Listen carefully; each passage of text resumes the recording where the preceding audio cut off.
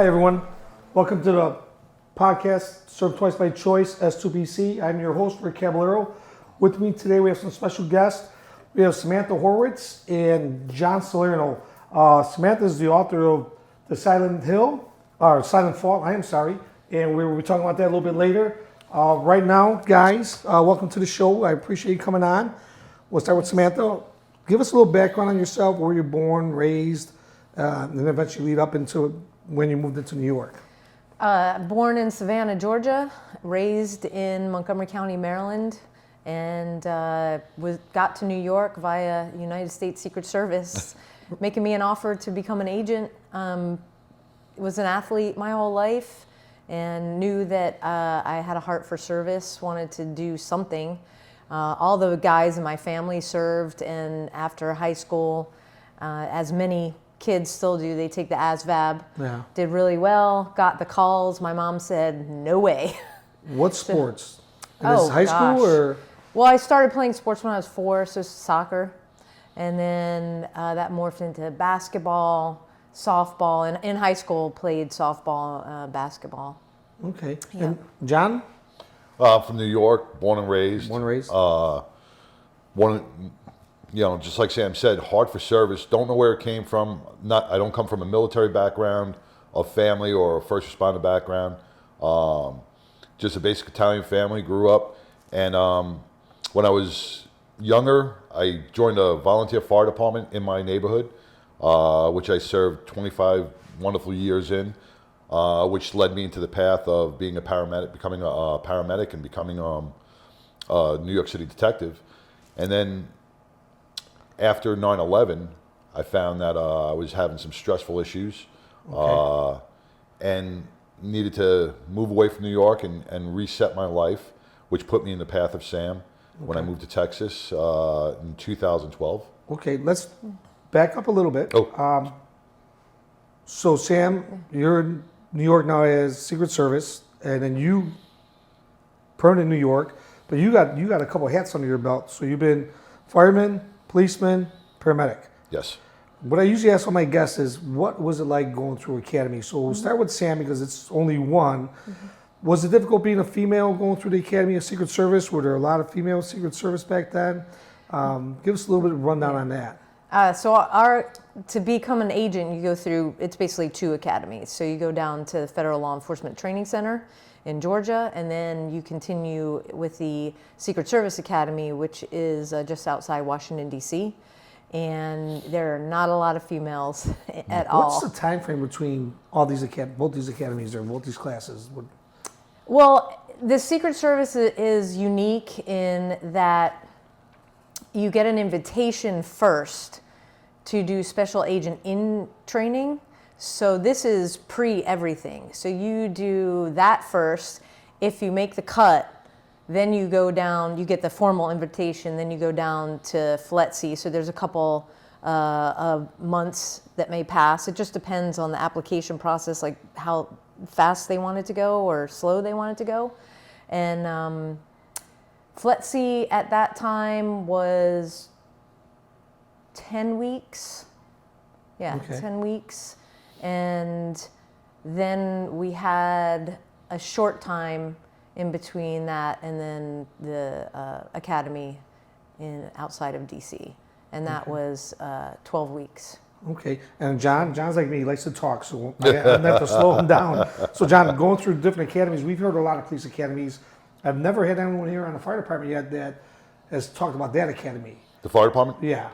Well, the fire department academy, especially in Nassau County, was run by your mentors, your instructors were mostly New York City firefighters who started their careers as volunteers on Long Island.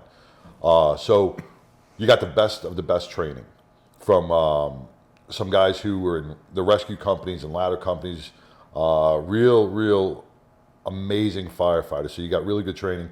And that was an 8-week Pro-B training class where they taught you how to fight fire, fire science, different aspects of hose maneuvering, ladder climbing, knocking the fear of heights out of you, which it never did for me, right. But knocking the fear of heights out of you, and teamwork and brotherhood. And that's, when you're young like that at 17, coming from a kind of a bad background, it teaches you a sense of camaraderie and to serve others, and that's the first time I think I've ever heard you never leave a man behind. Right. And in a fire situation, when you're going down a dark hallway, man, you just don't leave your brother behind no matter how bad Right. it gets. And it builds you up with your brothers and your sisters. Yeah. I mean, I've heard stories of police officers running away from their comrades instead of helping them and staying with them and giving them. One of the guys was here from Dallas, explained that the guy just took off on him. When he knew trouble was coming behind him, just beat feet on him. Well, it's kind of embarrassing. It is. Yeah. And it's that everybody, courage can be, can't be taught. It's inside you. So I never fault anybody for running from a situation. Just don't leave me by myself. Right. I got left in a fire one time by a guy, a probie, who was getting a little nervous, and he bailed.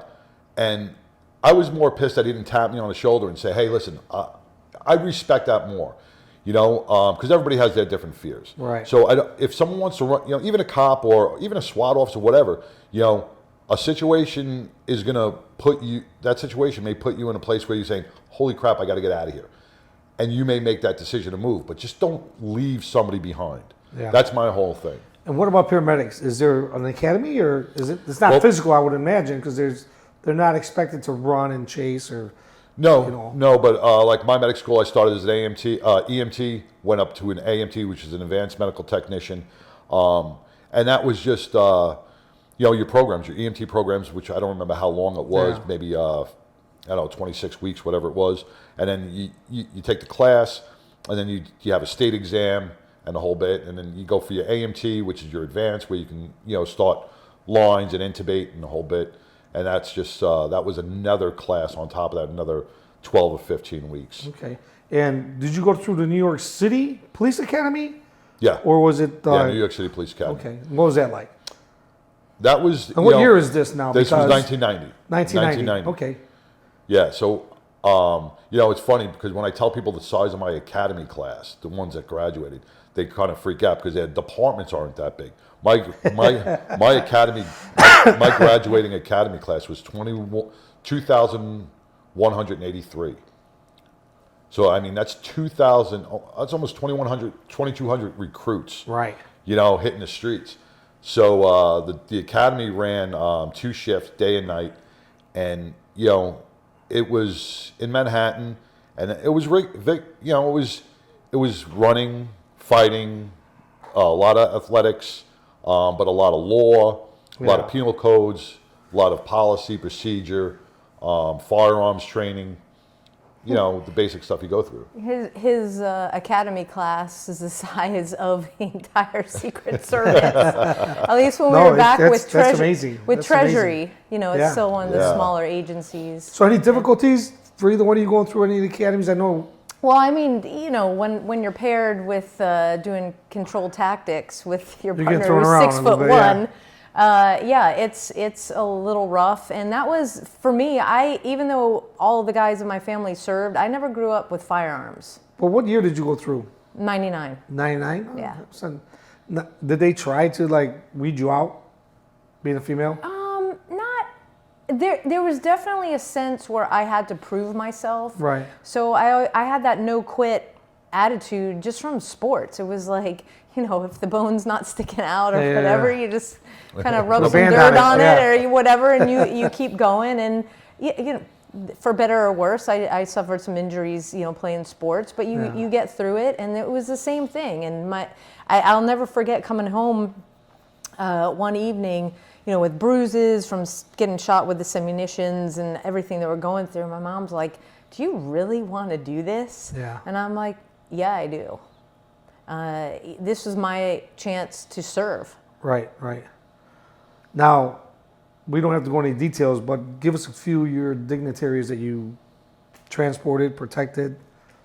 So in the New York field office, we are very unique. If you're assigned outside of DC, you're assigned to an investigative squad. So I served on the Electronic Crimes Task Force, but because the UN is there, we covered every foreign dignitary that came into New York. Okay. But I also supplemented the Presidential Protection Division.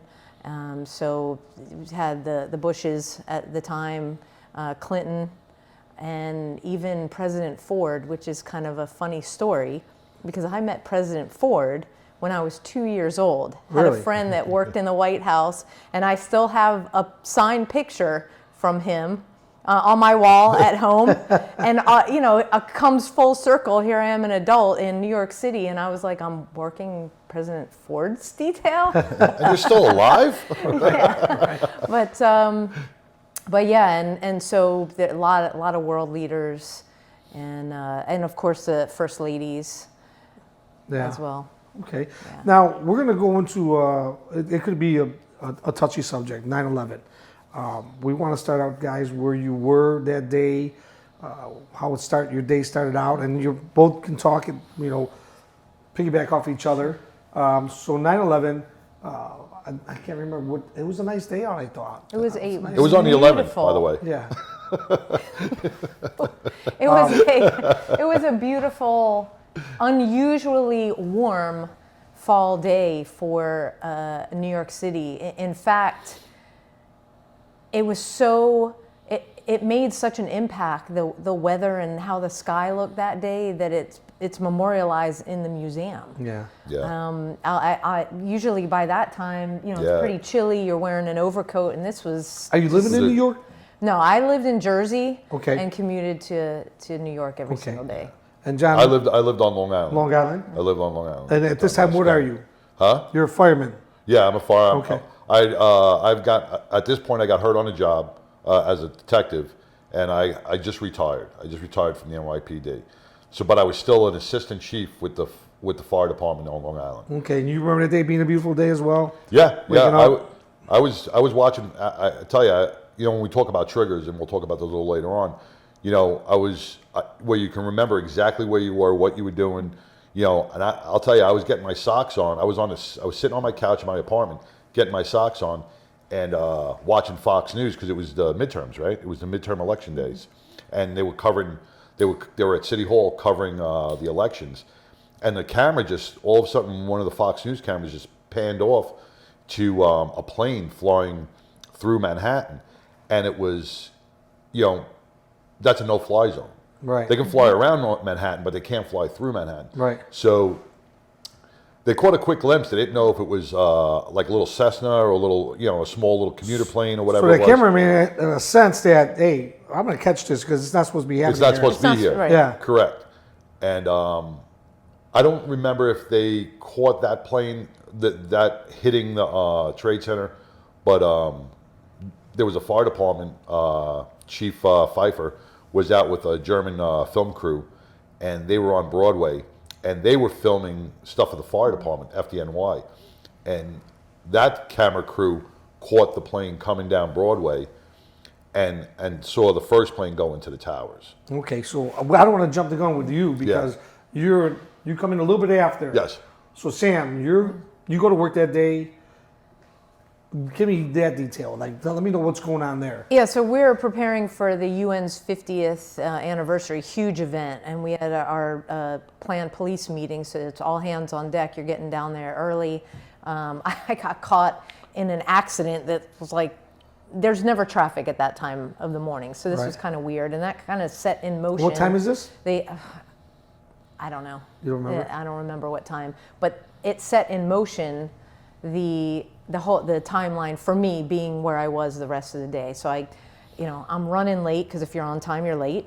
I get down into the parking, our secured parking under World Trade Center 1, get into the elevators, and I'm coming up in the elevator, and all of a sudden the elevator car starts shaking, the lights are flickering, and I'm thinking, I'm getting stuck in an elevator. Now, how am I going to explain why I'm late to this police meeting to my supervisors? And all of a sudden, it was as if a hand grabbed on top of that elevator car, and we started going up really fast.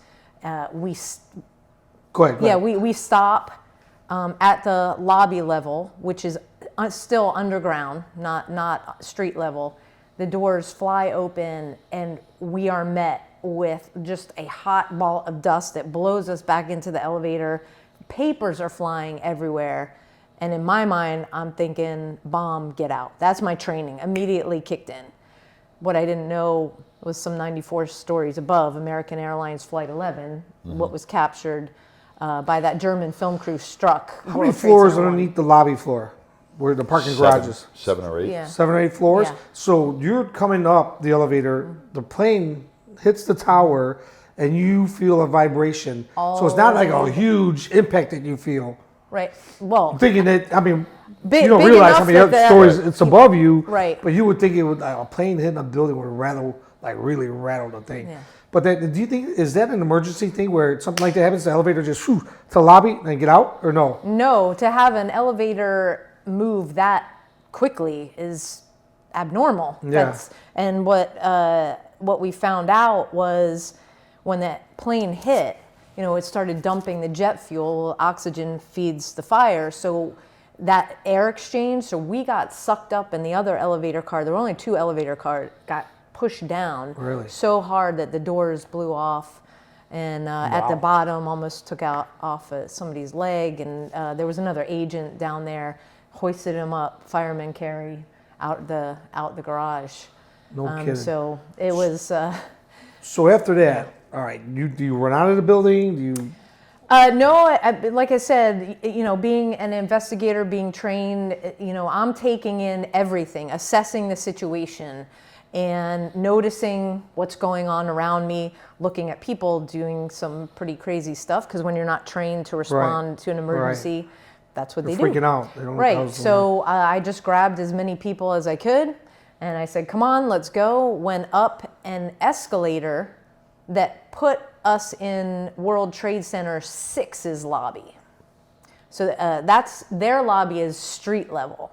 Okay. And instead of going out the door that I normally would go out, I went out an exit door I had never used before. My gut said, that is where you want to go. Right. And, in law enforcement, you follow your How gut. many people did 'cause you bring it's- with you?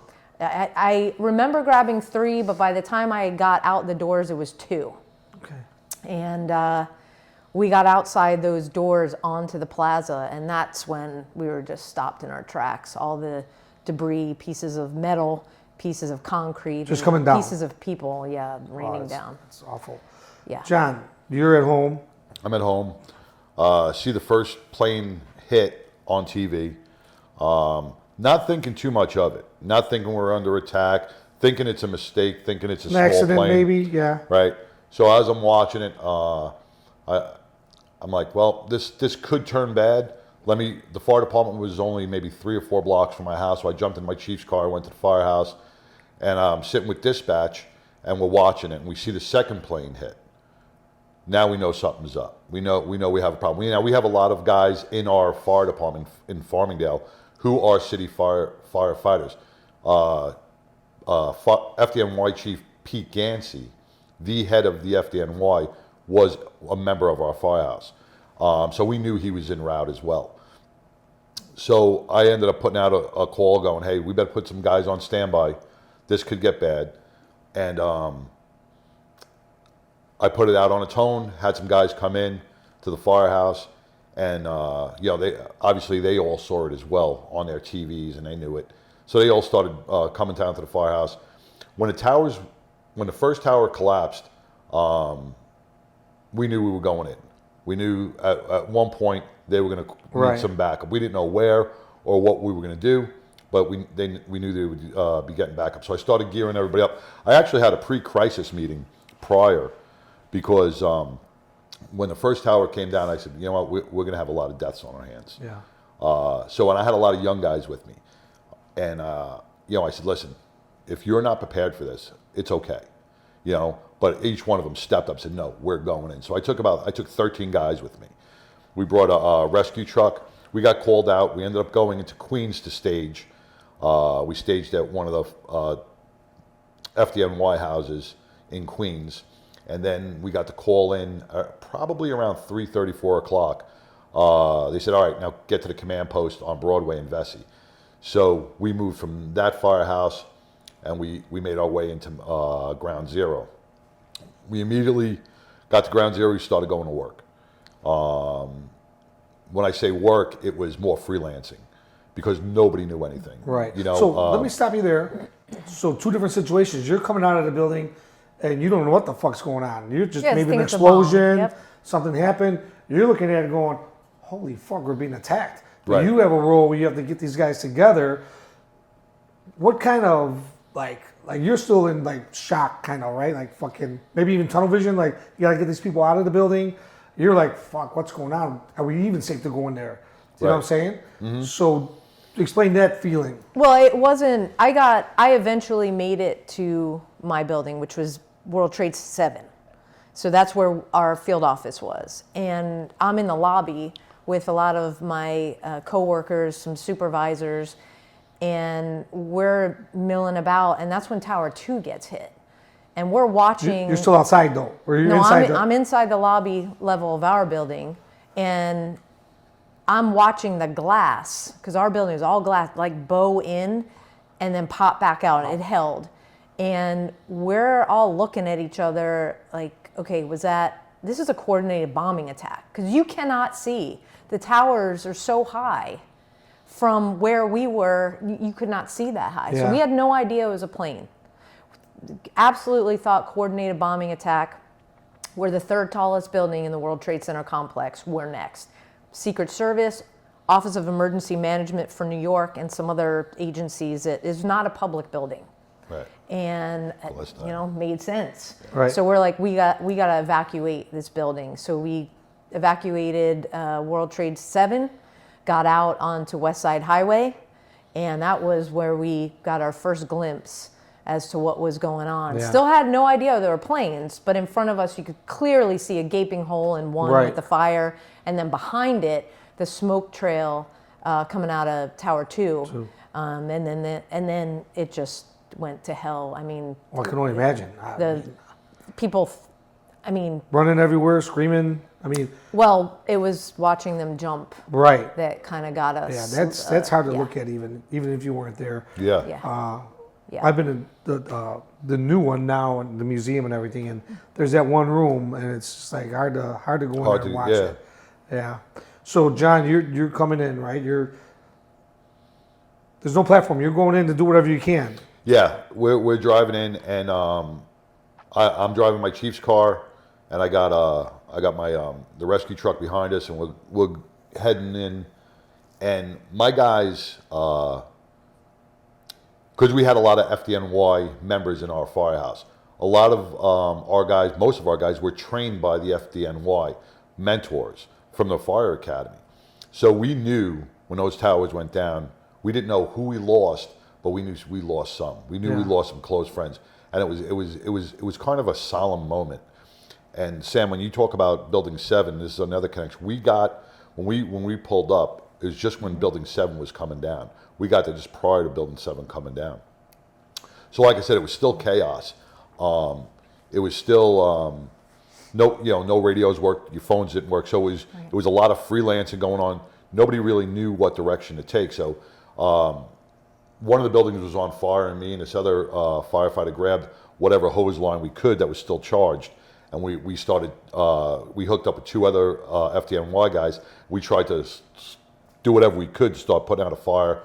We knew it was just something that wasn't going to happen. Yeah. It was a lost cause. So we ended up dumping the line, pulling out of there, and then just started doing our own search and rescue. And in a situation like that, usually when you're doing any search and rescue, you're tagging in, you're tagging out. But now, here's the scary part: is you got all these guys going into these voids, going down, one or two stories, trying to dig down. Because if you just see a boot, if you see a shoe, you don't even have to see a body yet. You see a boot or a shoe, you're going down to try to see if it's attached to anybody. Right. And you can lose people just in the rescue efforts. Right. There's no taglines. It's all hand climbing down because we didn't have the equipment. We were stealing equipment from other trucks. People were stealing equipment from our trucks just to try to move metal and cut through debris. And we worked throughout the night. And we started these pile lines where, just bucket brigades coming down. And you would hear all across the top of the mound these different bucket brigades. And as soon as somebody heard something or saw something, I never heard, the silence was so loud, if that makes sense. Yeah. The whole mound, the whole pile went silent. And you would just wait for the next order that, hey, we found somebody, we didn't find somebody. And we were on a line, and I forgot what time it was, but it was late. I think it was part of the next day that we ended up pulling the 2 Port Authority cops out. Well, we didn't. The one based on that movie? We were part, Is that the one that's based on the movie? We were part of that Sergeant and a police officer? Yeah, we were on that bucket line. So we were probably down on the bottom. We weren't up on the top because that mound was like 10 stories high. It was really high. So those guys, we were there when they pulled those 2 guys out, which gave us hope. Which gave us, wow, there's survivors under here. Right. And sadly enough, there was, you knew there was nothing because there were no computers. You got a building that's 110 stories high, filled with office building. You don't see no desks. You don't see no computers. Everything's just pulverized. And I can imagine, how many were in your crew? 13. 13. So now you got to keep accountability where everyone's at, where we at, where's Jones, where's Smith, you know what I'm saying? Because there's no communication, it's got to be in your head. That was kind of tough to do. That was kind of tough to do because a lot of the guys, I got to say, like when I say freelancing, each person, and I had trust in my guys, to not go off alone, but to go off in teams. Right. And there were enough rescuers there. There were enough firefighters and law enforcement there, and other first responders there that, hey, you just hooked up on a team. Didn't matter if it was my team or somebody else's team. You just hooked up on a team and helped. And that's what these guys did. They just went to different teams. Hey, do you need a hand? And they, we freelanced out to do whatever we could. And after it happened, the aftermath, everything goes on. There's all these stories of heroic people and what they've done. And these guys also related to badge of honor. But what they carry with them is a red bandana. And do you want to explain that? Because I've never heard of it. Yeah. And I will look it up. But I thought that was pretty amazing. That there was a guy there he's not first responder, but he's helping out. Yeah, when you talk about courage and it's inside you. Wells Crothers was Wells Crowther was a young kid, 26 years old, 25 years old, equity trader, lived upstate New York. His father was a volunteer fireman upstate, and he worked as an equity trader in one of the towers. And when the towers got hit, he immediately jumped into action. Wasn't one of those young kids that are going to run out, and he, civilian, hey, he took action. Yeah. So we started helping a lot of the elderly women out. He carried a few out to not out of the building, but to different floors below the impact. Put them down, went back up, did his thing, and just kept bringing people. So he's credited with saving, I think, 8 to 10 lives. Wow. But what makes this story unique is the towers collapsed, and his mom and dad were still upstate New York, knew he was in the building. Because he called his mom and said, hey, our towers got hit, I'm okay, I'll talk to you later. And that was it. And that was the last his mother heard about it. And then in the coming months, after interviewing some of the survivors, they interviewed a couple of women from that floor and said, how did you get out? Well, this man in a red bandana out of nowhere came through the darkness and saved me. So the news media started going, we're hearing a lot about this kid with the red bandana, this man with the red bandana. And the mom said, my son always carries a red bandana with him. And then there were some pictures of her son with the red bandana on his face to cover himself from the dust, right, helping people out. So they ended up, I think it was in March of 2002, they recovered the son and the red bandana. Really? Yeah, and that red bandana is actually in the museum. Is it really? Yeah, the red bandana is actually. I've been there a couple times. I'm sure I'll go again. I'd have to look for that. I forgot who wrote the book. There is a book out called The Man with the Red Bandana. Really? And it's all about Wells Crother. Nice. Yeah. Nice. It's a powerful story. Powerful story. It's nice to hear that kind of a story. I mean, it gives you chills, kind of, that there's people out there like that still. Yep. So, Sam, you're out of the building. Do you guys just like, okay, we gotta get the fuck away from the building now? How's the procedure to get out of there for you? And you gotta worry about your coworkers and everything else. Yeah, so we were all spread out all over the city. So there was the accountability, like how do the supervisors, what needed to happen to make sure everybody was accounted for. And we weren't ready to go. We're trained at the highest level. We're going in, right? Yeah. And Tower 2 comes down and we start running and we run into a school. And is that like across the street? Yeah, it's a couple blocks away, but still right there. And we hit the front doors of the school, and you can imagine the principal, all the educators. Some of us have our guns on. They're like, "Whoa, what is going on here?" And they come out, and supervisors are explaining what's going on. I'm like, "Fucking get the fuck out of here!" Well, no, it was. Everybody was very calm. We started coming up with a plan, and like John said, you couldn't be outside without having your mouth and nose covered. So the guys started ripping up their shirts. The plan was a group of agents were going to go down into the rubble, start pulling people out. Me and 2 other agents are going to stay behind, bring us. The folks that you're pulling out. Right. We'll triage in the gym. We got the mats out. We got all the equipment from the nurse's office. We'll get the ambulances down. We'll do whatever we can. And that never happened. The principal got a call that said, hey, you got to evacuate, because this is before 1 came down. Okay. And so we helped them evacuate the school. And we are walking with a student. We're the last ones out with the principal, the student, his aide, and I like to explain, as you can imagine, there are a lot of sounds and going on that day, and there's this particular sound, is like a low grumbling, growling sound, and it just got so loud, and we knew that another tower was coming down. That was the same sound right before 2. Right. And so here comes Tower 1, and we scoop this student up, and we are running as fast as we can up West Side Highway to outrun that dust cloud that, the TV news and other people that covered that day made famous. Yeah. And we did. I mean, the body does amazing things. Yeah, when it needs you to. see some of those pictures. Yeah. It's amazing. People who got out of there alive.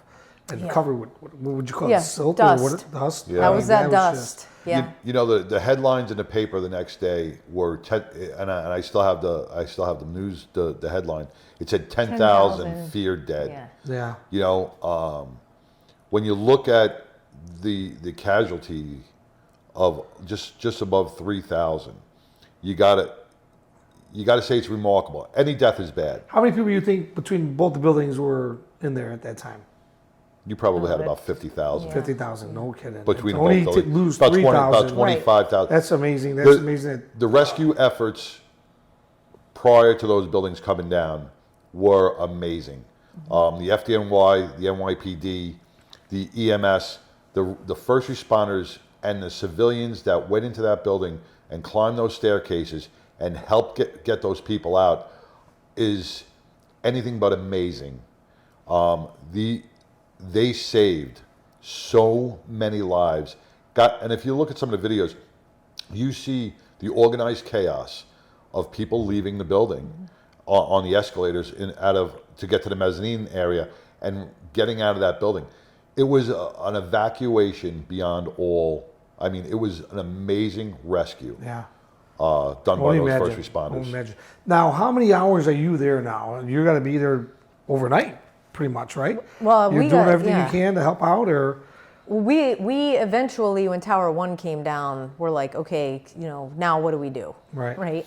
So our pagers, we still had intermittent communication, even though that Tower 1 is where the communication antenna was. for some reason, it worked, right? So our pagers went off, and it told us, everybody that was on the west side, to report to Pier 63. So, we're not far, and it's like, how did we even get here? Because you don't walk on any given day as far as we walked. And so at Pier 63, the supervisors that were up there arranged with the U.S. Park Police to ferry us on the boats across the Hudson to New Jersey, where the New Jersey agents were waiting with their G-rides to get us all home. Yeah. All of us that lived in New Jersey. But we still had folks that were unaccounted, all over the place. And it was, hey, report in when you get home. And so 5:30 p.m., I hit the front door of my apartment building, and my phone rings. And I'm like, what? Because, again, the communication, it was weird. Right. Some people could get through, some people, and it's my best friend from Boston. And I'll never forget, he's like, holy shit, Sam, those are the first words. And I was like, Scott, what's up? He's like, I just watched your building come down. And I was like, oh, no. We were in 7. He's like, go turn on the TV. Because we had no idea. Right. And I turned on the TV, and sure enough, I'm watching it, and I was like, oh my God. And, because he thought I was gone. And, And John, how long were you there? We were there for the first 3 days. Like nonstop? Nonstop. We slept on wood pallets by our truck. The chief of my department stayed back in Farmingdale, and he was covering, because we still got to protect our town. Sure. But on day 2, we found out we lost Pete Gansey. Now, Pete Gansey was a 40-year member of our firehouse. So the communication came back to me from the chief of our firehouse. He goes, hey, listen, bring the brothers home. He goes, we got to be here for the family. We got to start preparing a funeral. So on day 3, we packed up. We said, we got to bury Pete. Though, we got to be there for his family. Yeah. So we packed up, went back to Farmingdale. We started preparing for Pete's funeral, and about 2 days later, I think on the 15th or 16th, we sent another crew back to Ground Zero. They worked another few days there intermittently, and we kind of rotated some crews in and out throughout the month, just going until they didn't need us anymore, But then we started, then our department said, listen, we have a lot of first responders down at Ground Zero. We have a lot of, at that point, we didn't know how many firefighters had perished. But we knew we had to start planning for funerals. Yeah. So what we did was, we said, listen, we're not going to go back to Ground Zero. We're going to be here for these Long Island apartments. And I think we started gearing up and running funeral after funeral. I think our members probably hit 30 to 50 funerals the next few months overs, and memorials and ceremonies, and it was trying times. It was trying times. I can only imagine. I'm sure there's like a lot of unsung heroes that no one knows about. Yeah. But I'm deeply sorry for your losses there, and thank you for being there, both of you guys. I mean, that's amazing that you guys stood there and helped and got people out and stuff like that. That's just incredible. And Sam will probably attest to this. When you look at the response, and then you look at September 12th, and you look at the humanity, and this almost tears me up, when you look at the humanity that our country came together, and we saw American flags out on every porch.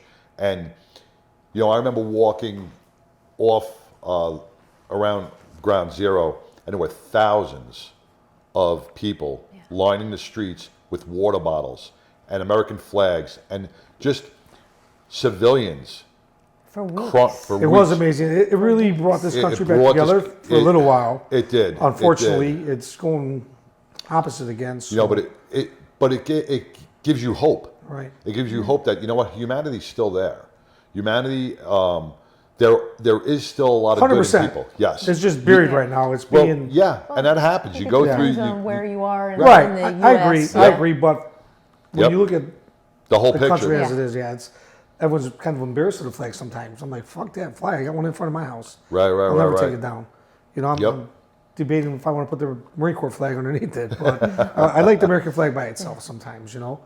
So I'm thinking I can put something in lawn ornaments representing the Marine Corps. But I'd like the American Yep. flag flying solo. Always, You know? Yeah. always. Yeah. So here's strange. You're both in New York. When, after this happens, do you decide to move out to Texas? You both moved to Texas not knowing each other at this time. Right. I moved in 2008, January 2008. We moved to Texas, and just got settled in, and I got a job and started doing some stuff to de-stress and trying to get my life back together, my mental health back together. And I was taking different avenues and doing different things, and then I guess then Yeah.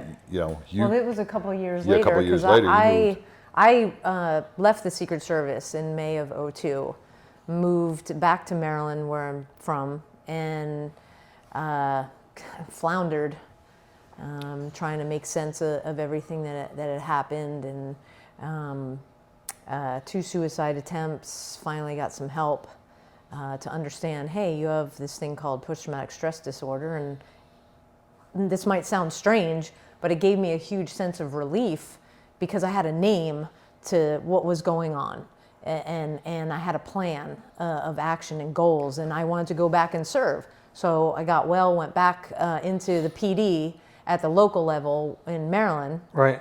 and then I served for over a decade, and then moved to Texas in 2013. Did you have a sense of guilt or anything like that? Is that why?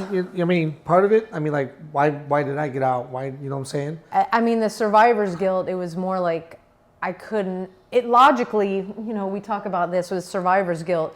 You knew that you couldn't save more people. Right. People are like, could okay, save you everybody. saved It people. was and, impossible. There was nobody to really be saved. Sam, Yeah. give yourself a break. You did what you could. And right. So logically, we knew when those towers came down, it was over. But inside, when you're trained as a first responder, that's what you're trained to do. And when you can't do that, sure. So survivor's guilt was a huge part of it. But on top of that, just the nightmares and the flashbacks and smells of, would take me back, and I just couldn't navigate my way into making sense of, the anxiety, the stress, all of it, not sleeping. Right. Yeah. And you started a podcast. Yeah, when I moved to Texas, I figured, I got to do something for mental stress. At this point, I was stressing, and I didn't really know too much about post-traumatic stress back then. It wasn't something that was really high on the radar. It was not something that a lot of people discussed and talked Right. about. So I knew I wasn't right. I knew I wasn't feeling good, and I wasn't feeling happiness or joy or anything like that. So I said, I had a friend who was a firefighter in New York. This guy John LaRocchia. He had this thing called, he started an organization called Laughter Saves Lives, which he started raising money for all the funerals and the families of the 9/11, because he lost 19 people out of his station house out of at a hazmat one. So I said, wow, he goes, John, why don't you just go into comedy? He goes, why don't you try doing some stand-up? I was like, all right, I'll give it a shot. That's hard to do man. if you never knew wanted to do it. I'm like, I never did it before, but I'll give it a shot. And my kids for Father's Day bought me an 8-week class for comedy lessons, and so I went to another academy, and I took some comedy class, and I really enjoyed it. I loved making people laugh, and I felt that was a really good healing avenue, and I started feeling good. My jokes sucked, and it doesn't matter, but they gave me pity laughs, but it's still making people smile and laugh and have a good time. And I was like, wow, there's a purpose, So I hooked up with another comic, and we started this radio show called Making a Difference Radio. And I said, you know what, let's uplift all our comics that are out there doing fundraisers. Let's uplift all our non-for-profits and get them known for what they do, because they're in the shadows a lot of times. So we started doing that, and I got into hearing about these biker communities, the law enforcement motorcycle clubs around the country that are raising millions of dollars for organizations. So I went to one of the local events, and I started talking to one of the members there, this guy Brian Wilburn. He was the president of this group called Third Watch, and it was all law enforcement and veterans. So I said, hey, listen, why don't you come on to our show, and we'll highlight your group and what you do. So he did. He brought in a couple of other groups from the Southern Dogs, a whole bunch of law enforcement motorcycle groups, and it was an instant connection. And you know, I say this in our show is, you know, paths cross for a reason. You know, people cross paths to make a difference. And that day changed my whole life, because through those connections, you know, they called me back, and this guy 12, Brian Wilburn, turned around and he goes, hey, listen, there's this girl in our community in Rockwall. She's all the way on the other side in Rowlett of Texas, who's a 9/11 survivor. She, you know, you should listen to her story. I said, great. Let's hook up. And Sam called me, or I called you. I don't know. Remember how? You emailed me or something like that. Yeah, I said, hey. I was like, is this your badge number? yeah. On the email. Stalker. So we ended up connecting, and you know, from that moment on, we have been best of friends. Yeah. And awesome. you know, and now we collaborated together and formed a badge of honor. Badge of honor. To move forward and to help others. Explain real quick to our audience what the badge of honor does. Yeah, so in 2019, we had been talking to different groups and doing our own speaking circuit, and John would have me guest host on Making a Difference Radio, and we'd both decided, it was like, we need to do something more. And I was working with a business group just on separately promoting stuff. And they were like, yeah, grab this URL, you know, a badge of honor, you know, whether you want to teach a course or whatever. I was like, okay, so it's sitting there. And I said to John, I was like, I don't know, why don't we do something? And I got this title, what about a badge of honor? And wait, it gets better. Yeah, go ahead.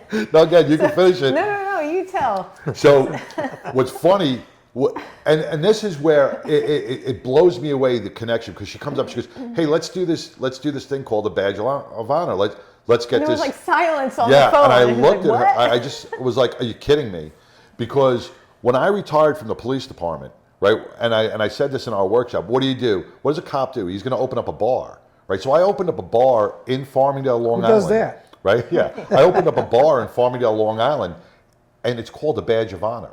Really? My bar. I had no idea. Yeah, I opened this bar back in 2003 called a badge of honor. I got the sign in my backyard. It's a fire department Maltese cross, and it says a badge of honor bar and grill.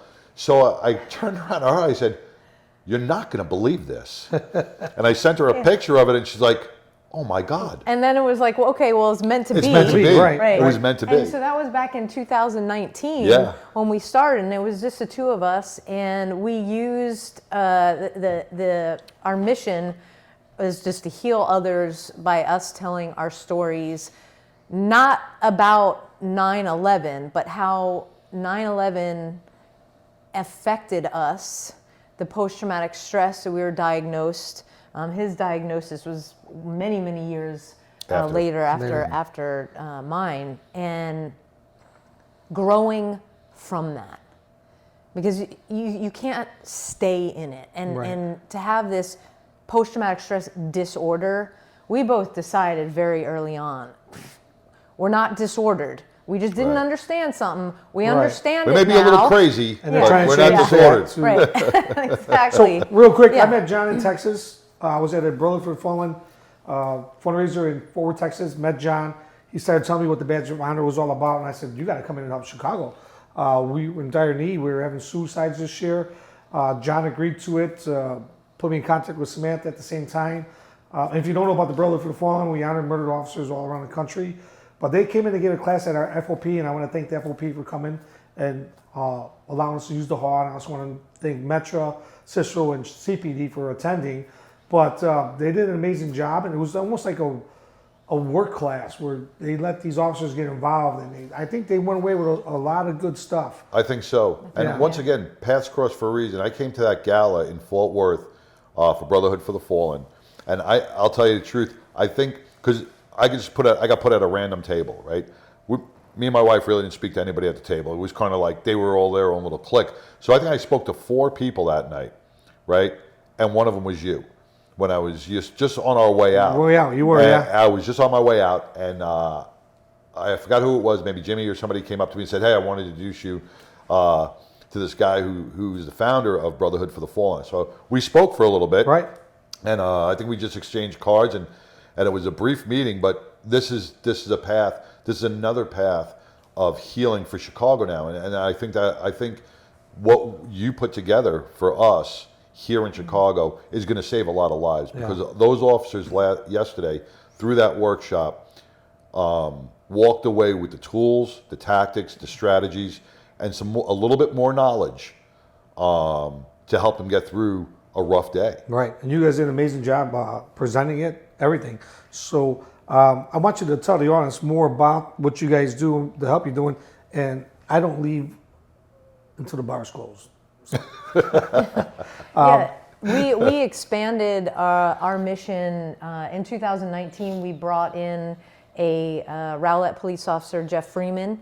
He is the face of PTSD as a law enforcement officer. He's had a diagnosis for well over a decade. He's very successful, and so the officers are very interested. It's like, why does he not have his gun and badge taken away? Yeah. Right. Because that is what normally happen. It's changing depending on what department you're in. Right. But back then, it was like, if you breathe a word, you've got this diagnosis. Yep. You And you're lose trying to change your it job. to injury. Post-traumatic Injury. stress injury. Okay. Which makes a lot of sense. Well, you can be, I call it rehabilitated. It's you do the work, you get the therapy, and whatever the therapy looks like for you, whether it's equine therapy, kayak fishing, Hiking. traditional, Yeah. call it on the couch therapy. Like John and I, we both received, I went through EMDR, saved my life.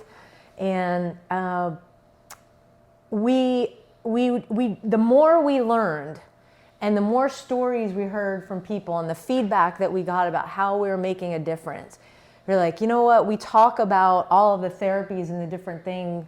We've got to have a practitioner that really wants to be a part of what we do and part of these workshops, because the sole purpose is, what can we bring that these law enforcement officers and first responders that attend can do in 30 seconds to 2 minutes. We don't have time for anything else. You know, you have your meditation and all that for when you're off shift, but what can we do for these folks on shift? We got to give them the tools. So I was interviewed by a practitioner who had another show up in Dallas, his studios, but he worked at Healing Springs Ranch in Tioga, Texas. And I had heard him speak. We presented separately at a workshop, and I was like, you're it. So I called John and talked to Jeff, and we invited John Edmondson to be part of the group. And now we have formed everybody, we play off of each other so well.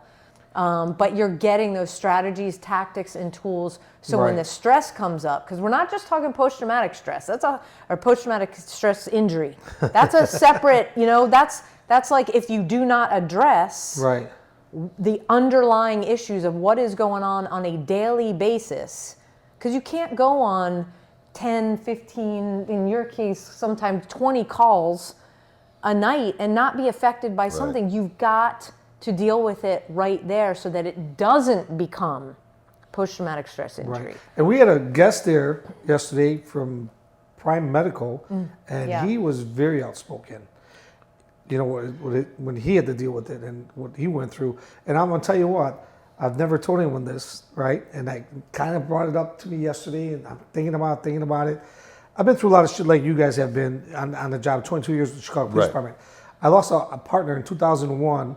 We're getting ready to go to court. He lived in his house, I lived in my house, and I remember getting a phone call. I think something happened to Daryl. So I rushed to the scene. He's in the ambulance. They're working on him. He had gotten into an accident going to court in uniform. First, they thought he was shot because there's an officer in uniform, hit a pole, went to the hospital. They worked on him. He finally passed away.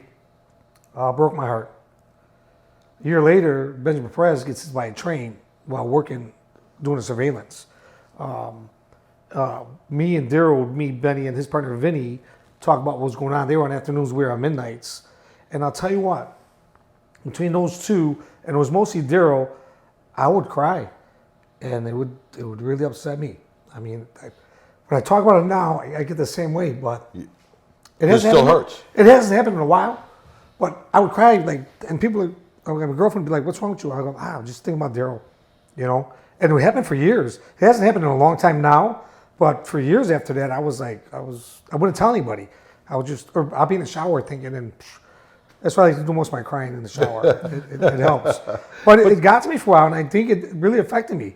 Even though I went on the job, I never took time off or anything like that. When he died, they said, take as much time as you need. My second day off, they're like, when you come back to work? I'm like, what the fuck? Because we were good guys. We were good coppers. He knew shit. We were both jarheads. We clicked. We were like reading each other's mind. And to be honest with you, that was the first time I lost anybody that was close to me. I didn't know my grandparents. They all passed.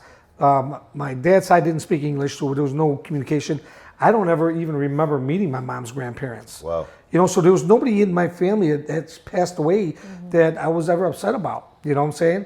So when he died, it was like, he was my brother. Hard hit. Yeah, this was a hard hit. Crazy. And of course, you're going to be emotional. And you know what?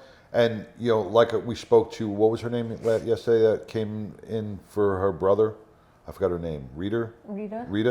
Oh, Donna. Donna Who came in yesterday. Yeah. And it's been a couple of years since her brother was murdered. There is no timeline on grieving. Right. I hate when people say, listen, he died 3 years ago, or he died 5 years ago. Yeah. Doesn't matter. Grieving has no timeline. You use as much time as you need to. If you have to use the rest of your life to grieve, so be it. Yeah. Though the pain gets a little easier, but it's on your time. It's not on anybody else's time. So crying is fine. It's a way to release it. Yeah. I mean, it's your body saying, hey, I'm feeling a little stress over I miss you. And that's okay. And that's okay. Definitely, yeah.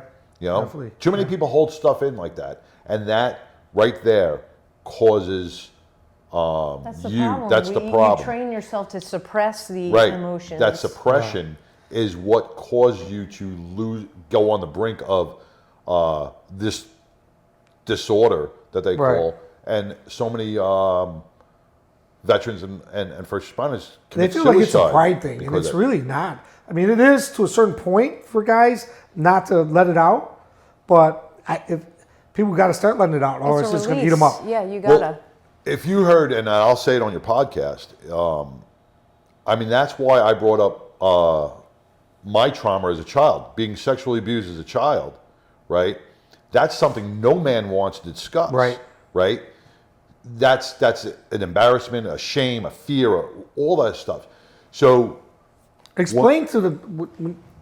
I'm sorry for interrupting, but no, it's fine. Explain to the audience that holding that in just bottled you up. That's exactly what it finally exploded. And that's what. Well, see, it was lighting a match.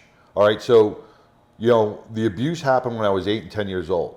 So I suppressed that. I suppressed that trauma. Never wanted to discuss it, and for 45 years I didn't. Never spoke a word of it to nobody. But what I inadvertently did was I became a paramedic, I became a firefighter, I became a cop. I took all those traumas and I just placed them on top of that bottom trauma. So like when we talk about Pandora's box, think about, this sexual trauma is on the bottom of Pandora's box. It's just right? Now you're putting all these other traumas, little, big, small, everything, 9/11, you're piling it all into this box. And then you have to release that bottom trauma, right? And you're not doing it in a way where it's under therapeutic conditions. You're not doing it in a controlled environment like in an EMDR where you're releasing each trauma and processing each one as it goes. You are slamming open that box, grabbing that bottom trauma, and it's almost like one of those cans of worms that you just pop it open and all these things start flying out. So now you start spinning out of control.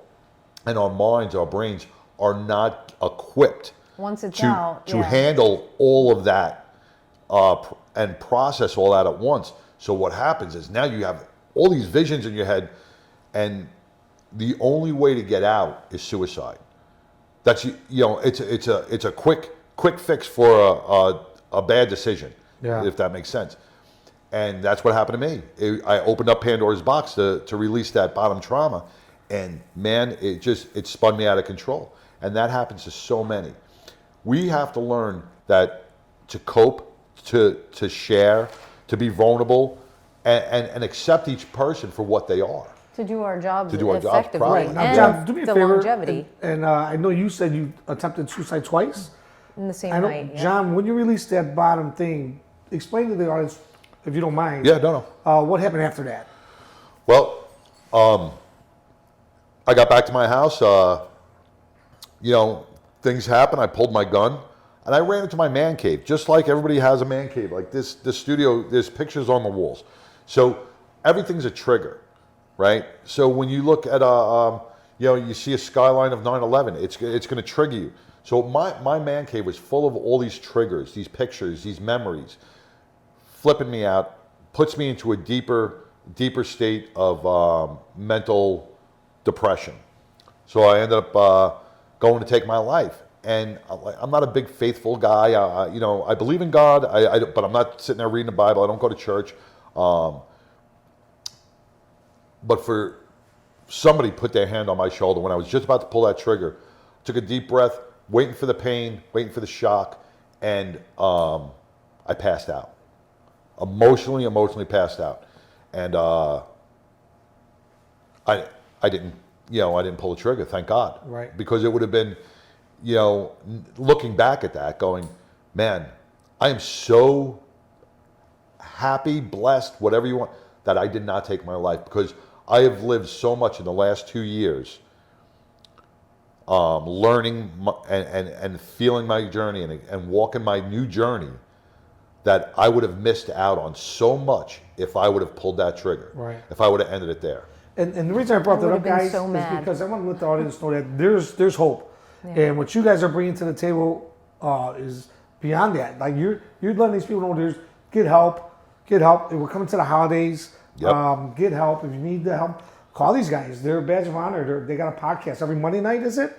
Yep. Every Monday night, live at 5. And it's the website's badgeofhonor.com. Mm-hmm. Yep. Reach out to them and they'll guide you. They'll help you.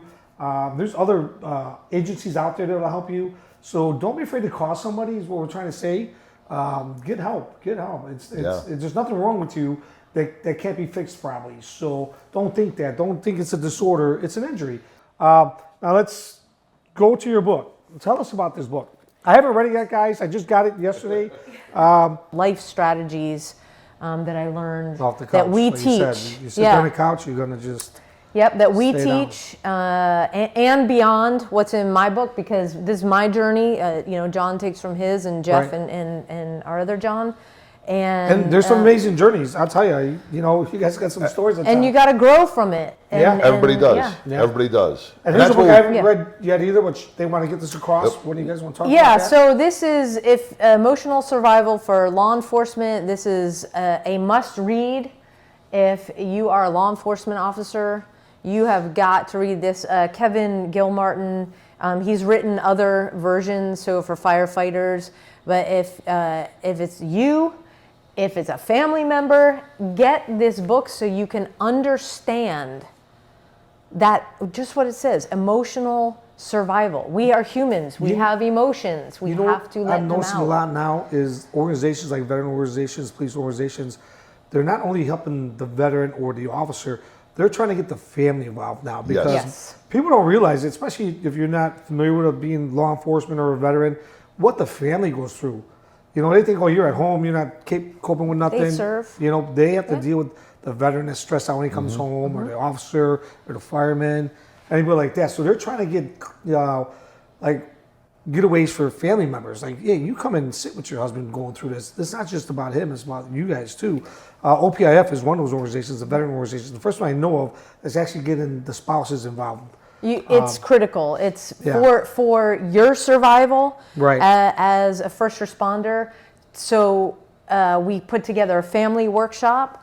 So sometimes we do it either single or we do a 2-a-day where we have the officers first and then they come in the next day with their family members. So you build a bridge to where it's like, oh, this is the first time that I'm hearing about this, or Yep. she never told me this. So we stop that Yeah. because now it's all open. Now we've got that bridge of communication. We know how to talk. We know how to exchange. And it doesn't mean it's easy. Let me just set that straight. It still doesn't mean that it's easy Right. for the first responder to tell their loved ones what their day was like. But what John does, Well, a lot of them never do. well, say why they already know. And they already know what you do. They see it on the news. They see it on social media. And we don't have, as a first responder, you don't have to give the blood and guts. You don't have to give the gory details. But, let your family member in. Let your family member in to feel some of that pain. Maybe shoulder some of that pain for you. Yeah. Because a spouse wants to be there to, they're there for you. And what's going to happen is, and we see it on a lot of videos from first responders around the country is, when we cut our spouses out of our life through our career, guess what? Our spouse is not going to be there when it's time for retirement. They're not going to be there because they tried for the past 20 or 30 years. When you retire and they're not going to be there to shoulder the weight no more. that's not the time That's to not the try time and to do repair it. The your time to family. do it is throughout your career. Make them part of your career. Because being a spouse of a first responder or a veteran is the hardest job in the world. They go to sleep or they go to work every day not knowing if you're going to come home. They don't know if you're going to be injured. They don't know if you're going to be shot. So this is a mental stress. It's a secondary post-traumatic stress that lays on the family and worries them each and every day. So you need to keep them in the loop. You need to bring them into your world. Right. In order to make And that work. It goes for if you're a 911 communicator, as Yes. part of a dispatch family. I mean, these folks, and we've had a lot of dispatchers lately come into our workshops because what they're dealing with is their mind spinning out of control, creating an end result, whether it's true or not, of Right. the calls that they're dispatching the first responders to. They have to make it up. So we talk about the greatest gift that a first responder, whether you're fire or police, can give to a dispatcher is tell them how that bad call I remember ended. Give them closure. Class. It's Yeah, like give them closure. It's like me giving you this book, telling you to read the first 10 pages, and then ripping it out. then- yeah, you don't and get you're to- so intrigued. You're like, "Wow, what's going to happen in chapter?" Nope, sorry, There you taking go. it away from you. And now you're left to speculate. So our family members, it's the same thing. It's like they see this huge pile up, or they see this shooting, and they know you were there. You got to give them something. Okay. Yeah. No, absolutely. Yep. Now, guys, when we close up the podcast, briefly talk to the camera and let them know what's your advice to a new officer, new fireman coming on a job, new Secret Service. Stick with it. It's not going to be easy, but let them know how you feel. What would your advice to that new rookie coming on? I'll start. My best advice to you is never lose your why. There are a million jobs out there that you can do without risking your life, without risking your family's mental health on losing you. So if you're going to do this job, keep your why, keep your positivity, and keep your mental health in check throughout your career, and let your family be a part of your life. And you'll have a successful 20, 30-year career, and be proud of it? Yeah, you have to be your own advocate. You have to build your mental resiliency and wellness toolbox. And it's incumbent upon you, if your department doesn't offer programs for you to take part in, for you to go out and seek those things that help keep you well. And you can get it on our website. There's a lot, that's a badgeofhonor.com. But you've got to be the one to decide if you're going to stay in this career, you're going to make it a career, 20, 30 years. Know right up front, you got to start from day one building your wellness and resiliency. And there's a lot of people out there that love and care about you. Yep. Well, guys, I want to thank you both for coming on the show. It was an honor. I learned a lot from you guys. So thank you so much for coming out. I want to thank our sponsors, John Flino from Blue Star Security took us out to dinner. Supreme Whiskey for donating this to us. It's an amazing canter, by the way. It is beautiful, isn't it? And Rosangeles Pizzeria, who helped sponsor this show. Thank you very much.